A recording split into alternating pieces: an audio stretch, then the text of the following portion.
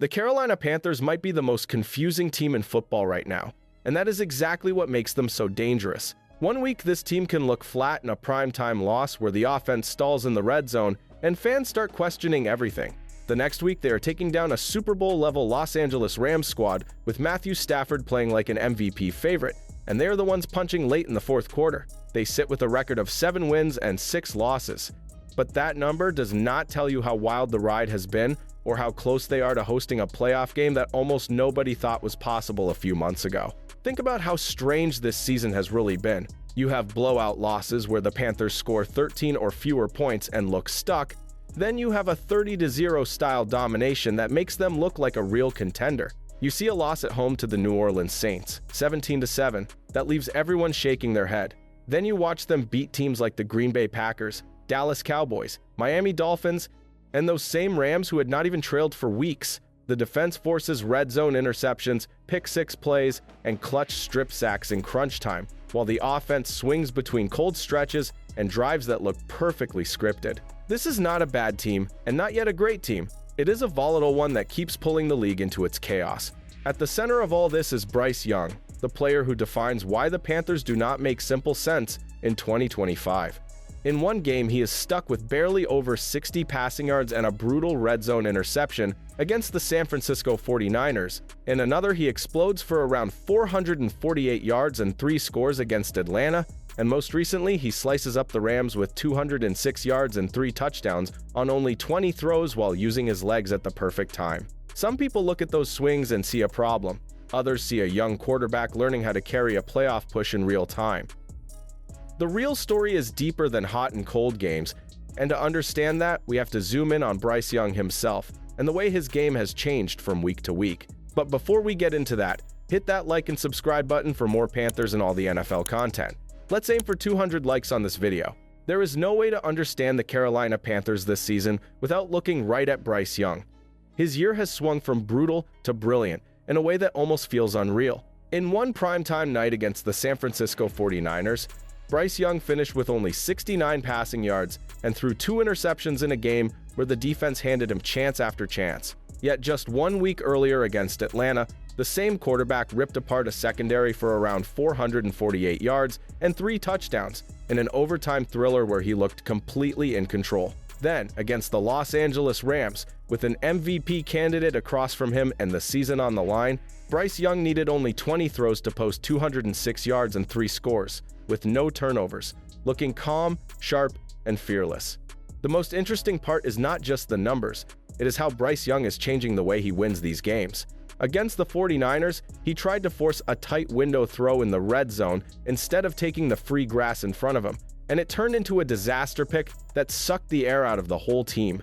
1 week later, you see him against the Rams, keeping the ball on play action, sliding out into open field, and ripping off a long run when the defense forgets he can move. He is not a pure runner like Lamar Jackson or Michael Vick, but when Bryce Young chooses the right moment to use his legs, that one scramble for 20-plus yards can flip field position, break a coverage, and change the way a defense calls the rest of the game. What really defines Bryce Young in 2025, though, is what happens when the clock gets tight and the season feels heavy.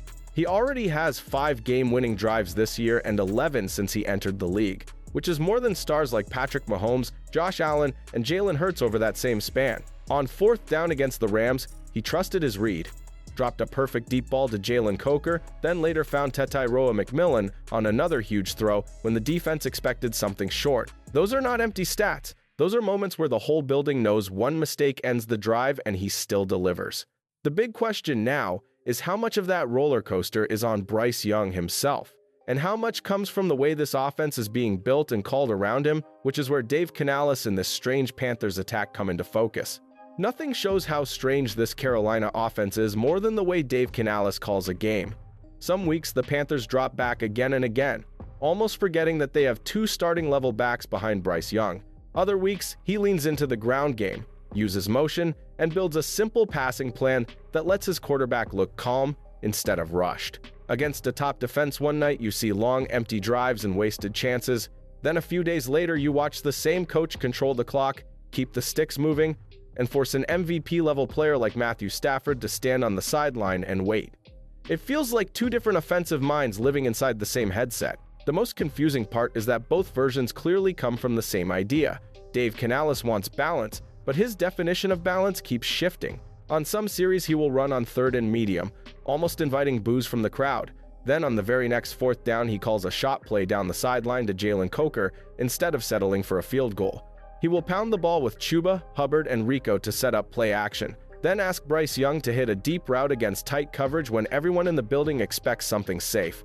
When it works, the offense looks brave and modern, with layered routes, misdirection, and play action that makes linebackers freeze for just long enough. When it stalls, it looks like the Panthers are stuck between two plans and cannot decide who they want to be. This is why the system around Bryce Young is just as important as his own growth. The nights where Dave Canales leans into power runs, uses Chuba Hubbard and Rico as a real 1-2 punch, and schemes clean windows for Jalen Coker, Tetairoa McMillan, and JT Sanders are the nights where Carolina looks like a serious playoff threat. The mystery is not only which version of the coach will show up, but which weapons he chooses to feature and how he uses them. To really understand why this team swings from quiet to explosive so fast, you have to look at those playmakers one by one and see how each of them changes the shape of this offense. Quietly, the Carolina Panthers have built an offense full of players who make life a lot easier for Bryce Young when they are used the right way. Chuba Hubbard and Rico are not just bodies in the backfield. They change the rhythm of the game.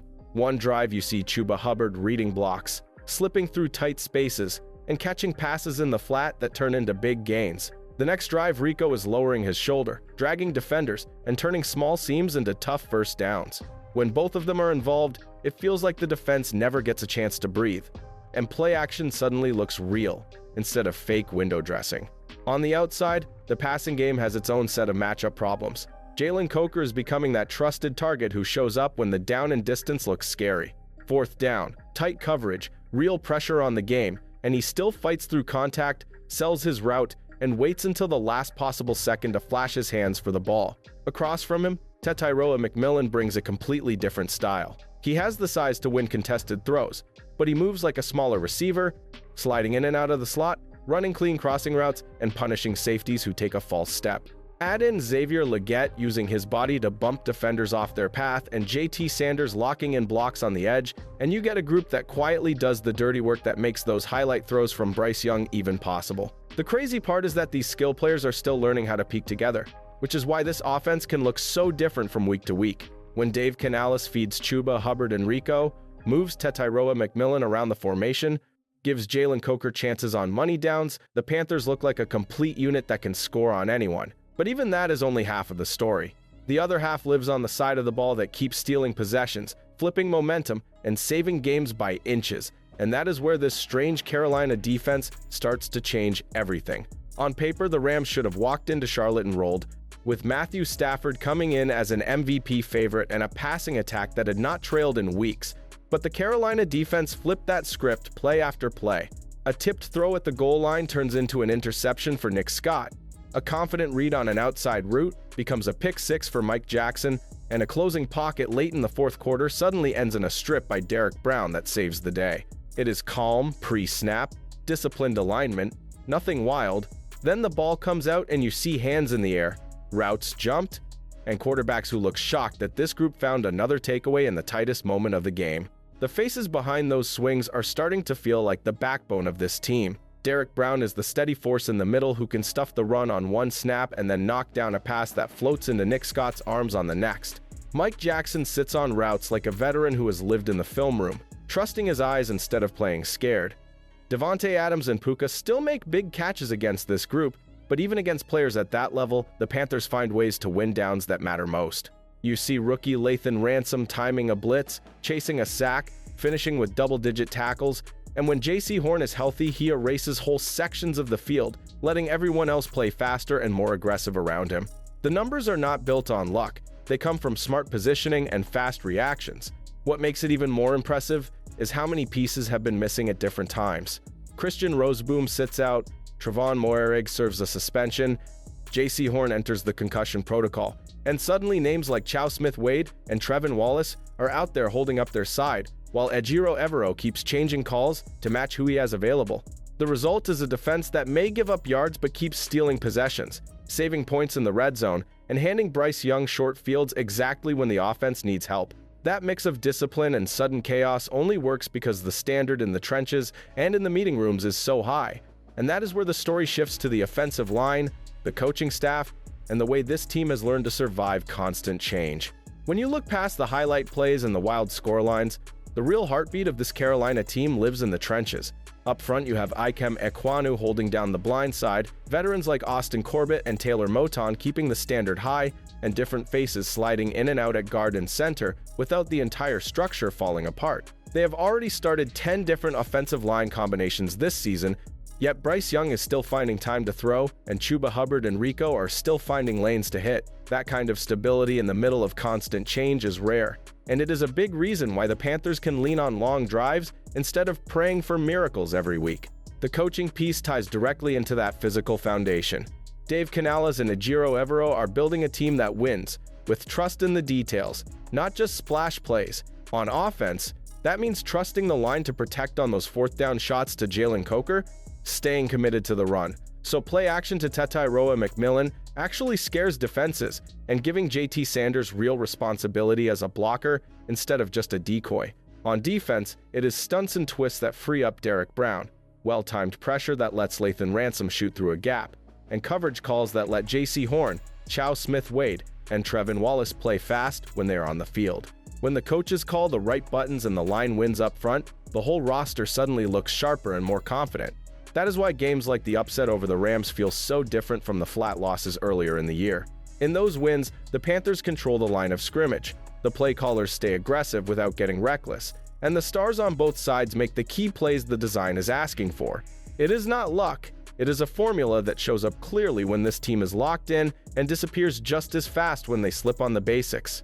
The next big question is simple and heavy at the same time. Can that formula hold up through a tight division race against the New Orleans Saints, the Tampa Bay Buccaneers, and the Seattle Seahawks, when every snap could decide whether this wild season ends with a home playoff game or a missed chance? The strangest part of this whole Panthers season is that every twist, every comeback, every ugly loss, and every shocking upset has led to one wild truth. Carolina is right in the middle of the NFC South race with a real path to host a playoff game. They sit at 7 wins and 6 losses, just behind the Tampa Bay Buccaneers, and the math around them keeps breaking in surprising ways. They already swept the Atlanta Falcons, they own key tiebreakers, and they have beaten teams that nobody expected them to beat. The picture is messy, but it is also filled with opportunity that would have sounded unrealistic back in September. What makes this stretch so dramatic is the schedule that is waiting for them after the bye. A road trip to the New Orleans Saints where earlier mistakes need to be corrected, a home showdown with the Buccaneers where the entire division can swing in one afternoon, a physical test against the Seattle Seahawks, and then a final clash with Tampa Bay that could decide everything. None of those games are easy, but none of them are impossible either. Carolina already proved they can handle playoff-level competition when they beat the Los Angeles Rams and Green Bay Packers, so they enter this run knowing they can win these games if they stay balanced and aggressive. The tension comes from the fact that there is zero room for the loose, unfocused versions of this team that have popped up at times. They cannot afford another stalled red zone night like the one against the 49ers, nor can they rely on someone else losing to bail them out. This stretch demands a complete version of the Panthers, one that leans on Bryce Young, trusts Chuba Hubbard and Rico, and lets Derek Brown, J.C. Horn, and the rest of the defense set the tone. If they manage to stack wins in these division matchups, everything changes fast. And that leads straight into the biggest question of all, the one tied to the future of this franchise and the player who carries the weight of every expectation. For all the wild swings this season, everything keeps coming back to Bryce Young and what he means to this franchise in the long run. Carolina traded up for him, built an offensive line to protect him, added weapons like Tetairoa McMillan and Jalen Coker, and hired Dave Canales to lead him. This year is not just about chasing a playoff spot in 2025. It is about finding out what kind of leader you really have when the pressure is heavy and there is no safety net. Every drive in these late-season games tells the front office something new about how Bryce Young handles chaos, how he lifts the guys around him, and how much you can trust him when the entire stadium feels that something big is on the line. The decision on his 5th-year option is where that trust becomes real. It is not only a question of numbers on a contract, it is a statement about belief in the path you have chosen. If Bryce Young takes this team through a tight division race, wins key games against the New Orleans Saints, the Tampa Bay Buccaneers, and the Seattle Seahawks, and shows command of the offense in big moments, picking up that option feels less like a risk and more like a natural step. Even if the season falls just short of a division title, the way he responds to adversity, the way he connects with Chuba, Hubbard, Rico, Tatairoa, McMillan, and the rest of the group will matter just as much as the final record.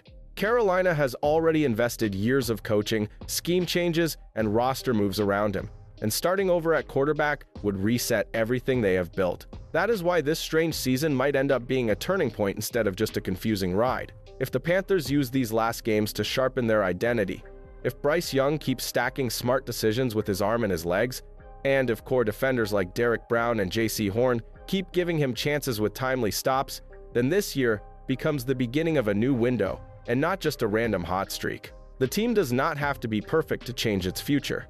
It just has to show that the pieces already in place can grow together, instead of fighting against each other.